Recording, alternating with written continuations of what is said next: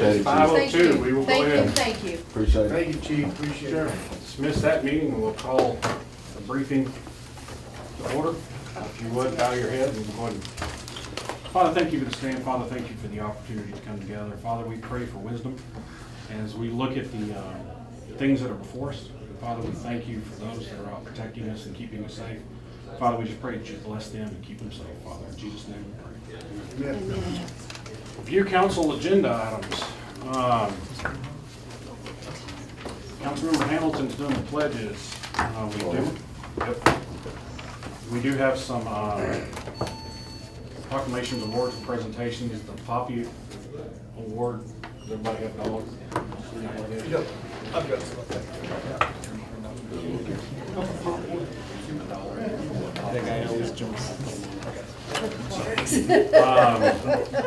And we have two others. Cash on.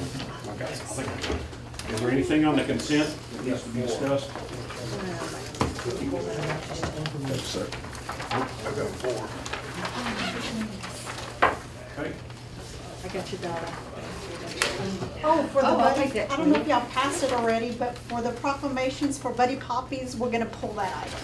Oh, We we're- can't, Oh, then we we can't make it. Give me my dollar back. Everybody give the dollars back. That was my chest, get a dollar for you. I'll save your dollar. I'll give you one. I'll save your dollar. We're gonna talk about it. Oh, we gonna talk about it? All right, anything on the consent agenda? No, sir. If not, we move to other council actions. We have a bid for the generator that we talked about at previous work session, and we have a public hearing. And that concludes it, unless there's any appointments to the boards. We do have some. Okay, Okay, for the, let's see, what are we? For the Citizens Golf, we have Mark Mounts that we're going to reappoint. And then Gary Biddick for District 4. Five. Sorry, five. And for District 4, we have, what is her name? Rhonda Spikes. Rhonda Spikes. as long as it's not Mark. Get some sanity. Okay, anything else? Do we have one more? Yes, let's see, for, I think that's it. Odessa Housing? Oh, the housing? Yes. Okay, for the Odessa housing, we're gonna appoint, council will consider Philip. Let's get the credentials out. Oh. Ooh. All right, that reviews the council agenda items. Odessa Spire update. Yay. I like hearing about As long as I don't have to change that light bulb. that. That just makes me so happy. Hello. Hello. Floor's yours. Good evening, members of the council, city staff. Miss me? I was just here last week. We did. I wish it's been days. But I have with me Emily Womack and Chris Dyson from Dyson and Womack, who are the project managers for the Odessa Spire project, and they're here to meet with contractors this week. And since we had a city council meeting, I thought it was fortunate enough for us to be able to have them talk directly to you and answer some questions that maybe I'm not able to answer knowledgeably. Let's hope that's not the case. But I just wanted to bring them here to talk a little bit about how they're working the process and where we are in the process and things like that. So take it away, guys. Absolutely. Yes. Hi and welcome. Thank you for welcoming us, not welcoming you into your chambers. We're very pleased to be here to speak with you all. As Randy so kindly said, we're Dyson and Womack. We specialize primarily in project management, consulting, and production of large-scale public artworks, both nationally and internationally. And we are so thrilled to be working on this project. I think Gray's piece is absolutely an incredible work for that site, and we have had such good conversations with everyone in the community that we have met so far about how that site is going to be redone and refurbished and reseen.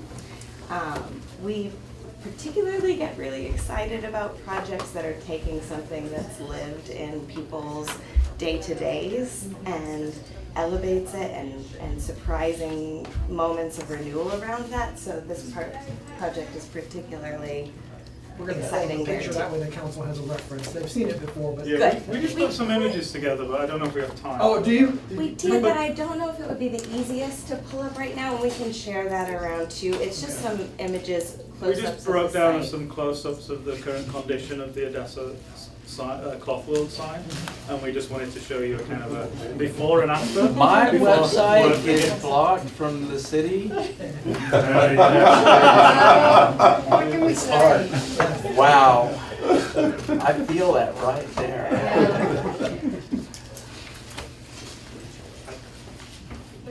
I mean, I can see I by will the put media this here sites and are if folks blocked. do want to look at them. Viral. If we have Apple TV, you can cast it to the Apple TV and you'll be able to see it. Maybe we can do that. We were informed you had a very complex, state-of-the-art technological setup, so.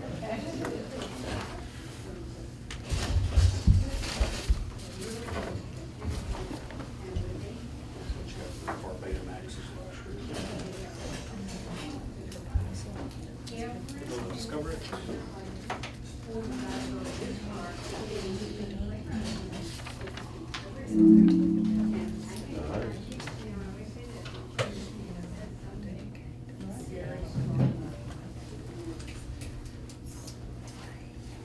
Feel like internet. It's requesting.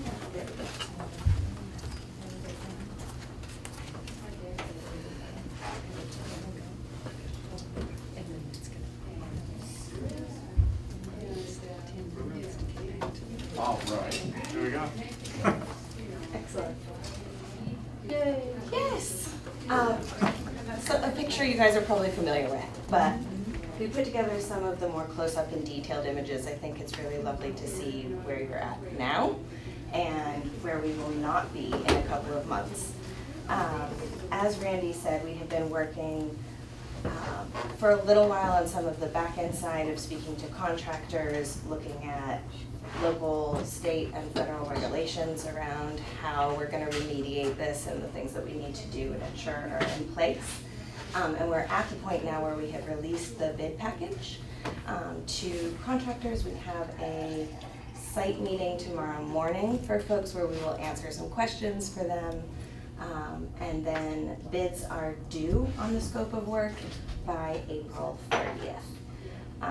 We were out here a couple of times in 2018, preliminarily walking the site with individuals and talking through the scope of work. And also kind of getting a gut check on costs associated with these items. So we hope that our bids, and I feel pretty confident that our bids won't be coming in a surprising way. That they're kind of, we've already gone through some of that work of understanding costs. And I'm speaking specifically to the permitting kind of trajectory for this type of work and just laying that out for the contractors, so we're very clear on regards to what we're requesting of them, and then what we can do to aid them kind of have an efficient process in bidding, but also throughout the whole remediation process. As you can see, there's a kind of bit of growth in the base of the structure, which will eventually go away, just because we don't want to structurally undermine anything there. But as you can see, the structure is in various states of kind of rust, where the paint, the approach that we will be doing, we will be sandblasting the paint, and it is a lead-based paint. So we will be completely remediating that kind of toxic substance and replacing it with something that is much more kind of friendly to the community.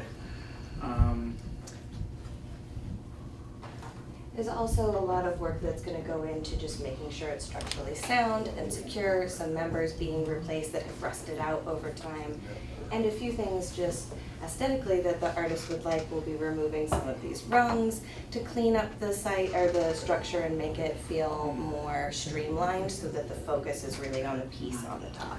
Maybe, is there a shot just of the overall structure? Oh. That's a good one, isn't it? Yeah, so that's a good detail. As you can see, we have these louvres here. The artist is wanting to remove every other louvre, which will take a 50% out just to give us that more clarity of the actual sculpture which will be integrated within it. If you want to jump to the... So just so it would actually create more of a kind of opening for the light work. And this is going to be a kind of a steel cabled kind of woven spire running through, which will have electrical lighting, so it will be very kind of beautiful and visible at night, and will give off a kind of glow to the overall structure. And I believe you've probably updated likely they will have the ability to change the color of the lights, which is great. Yes, And we're yes. very, very excited about that Yes. part, being able to program it for Hunger Action Month and make it orange, or Breast Cancer Awareness Month, and those kinds of things. Yes. It looks like you'll be just in time for Christmas as well. Yeah, Completion date, Yes. if one Can we desires to change do the that. route of the Parade of Lights so that it ends? Yeah, no there? problem. Definitely. So timeline-wise, as I said, bids are due for the first part of the remediation, the structural and lead remediation on April 30th. We intend to have someone selected by May 15th on, of course, advice of our partners, input as well. Permitting can start immediately. We have spoken with your city building permitting office, who has been very kind in giving us an actual direct person that we can work with one-on-one. So we're foreseeing a very smooth process there. Kicking off into the actual work in June, July, and August to complete the remediation. We are also meeting with electricians tomorrow on site to get an idea of how that's going to feed into the process. We'd like to have everything permitted at once rather than piecemeal as we move through. So we may try to accelerate putting the electrical on the same timeline for contracting. And then September, October, Ray King will be installing the piece. We will be overseeing that as well. And then final pieces around, any landscaping, any cleaning up around the site, any signage, any ways that we really want to tie this together to give it that last kind of presence and space that it should have around it, so that the piece can be open in 2019, this year. Other things that we've been kind of talking about are how to, I think, a lot of this stuff from a contracting side isn't changing, breaking ground, doing anything radically shocking or surprising. But whenever you're working in public art and in the public realm, there's an added layer of engagement and oversight, and we take that very seriously in what we do. So we've been talking with Randy about ways during this construction time period to drive some excitement and some engagement and interest in this process as it's developing and changing. And I think, as I was saying earlier already, just the moments we've had at the site and speaking with people, it's such a piece that people remember from childhood onwards, that if we can tap into that, it's a really great narrative to build around this piece and have it now become something that their kids think about and project onto the future. So we're excited about those opportunities as well.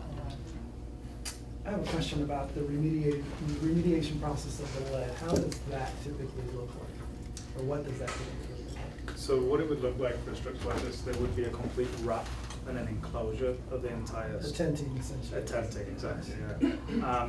For obvious reasons that we just, it's not, there's going to be no escape of that. It's just not acceptable to even have one part of it to move beyond the boundary. So that will be closely monitored throughout the whole process. It will, so essentially it will disappear, and then until the point of, and that will stay up until it's been painted. Then what will happen is that will come down and the artwork will then get integrated. Post the lead abatement, is there a treatment or sandblasting of the actual structure itself?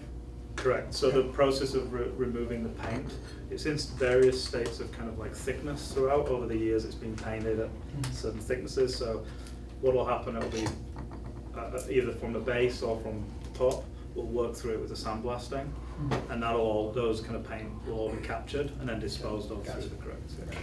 How tall will it be from ground level to the tip of it? How tall are we looking at? It's like let's get an exact number. It's probably. Let me remind myself of where I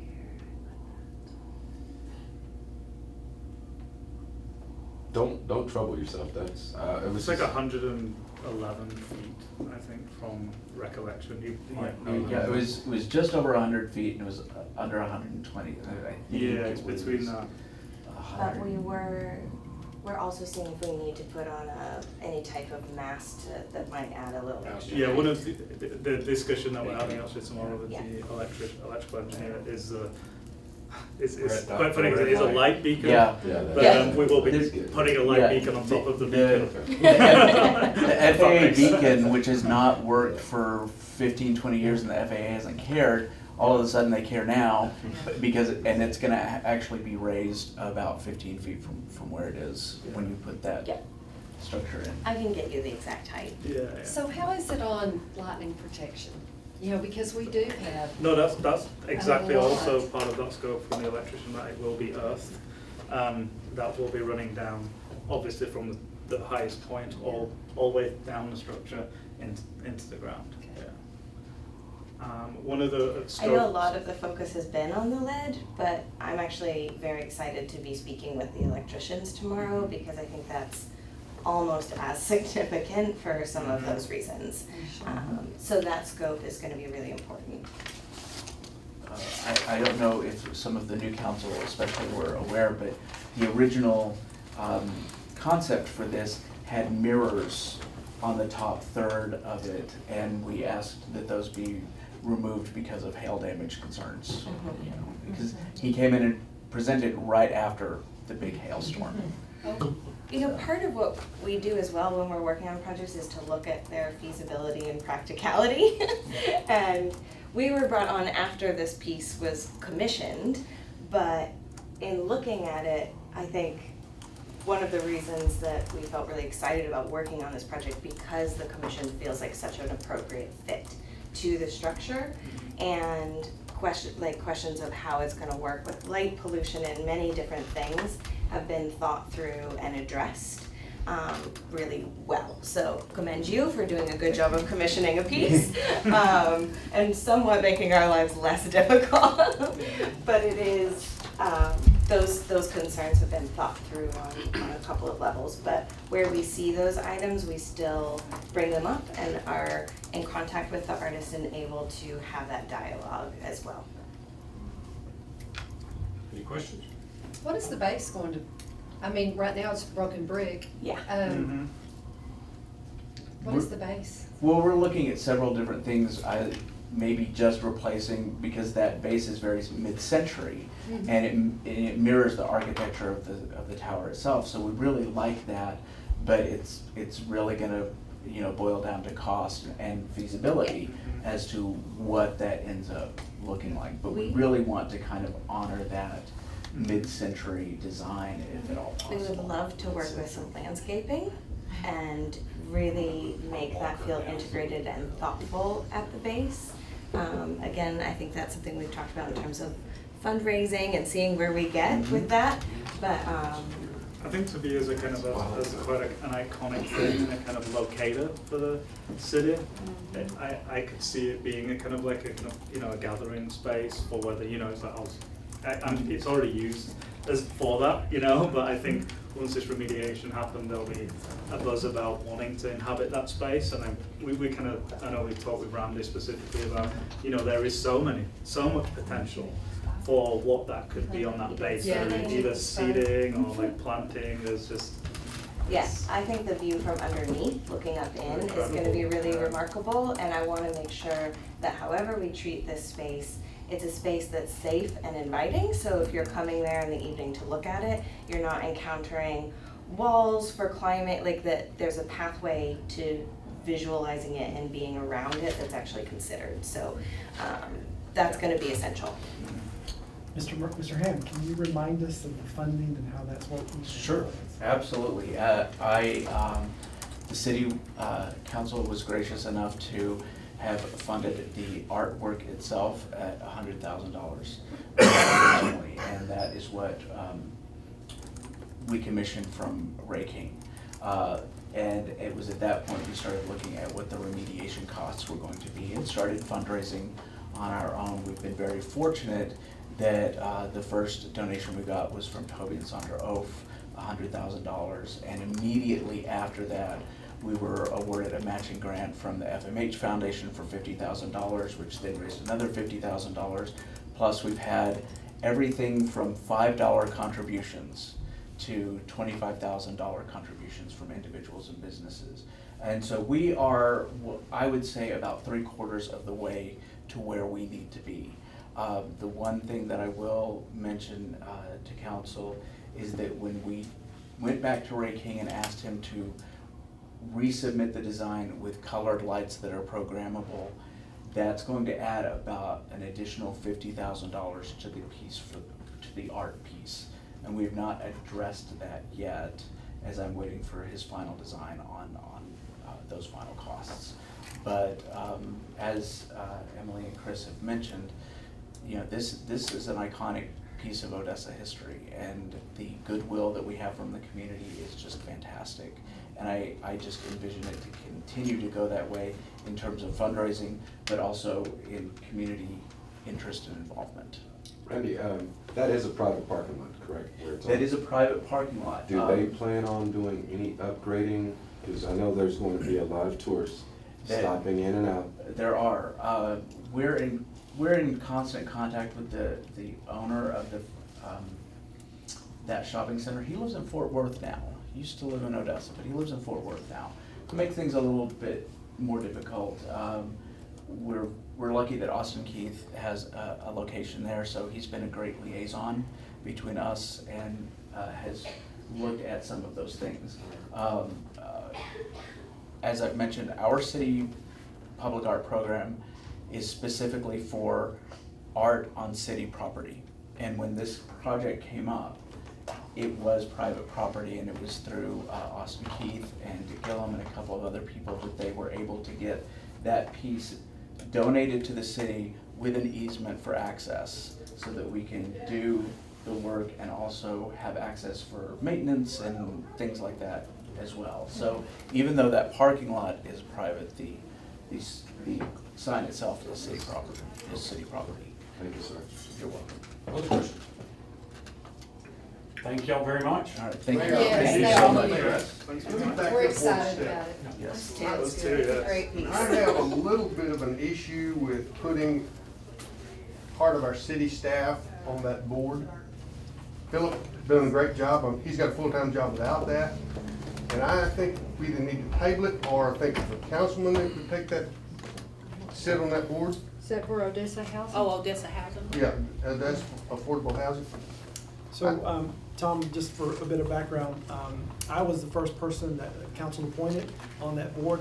So I sat on that board for almost 7 years, I think, close to 8 years. Because the council felt that there needed to be a good connection from the city with that Odessa Housing Finance Corporation, because there were so many projects that we partner with on them. In fact, virtually every project, the city partners with them in some form or fashion, whether it's a single-family development or the last project of the apartment development.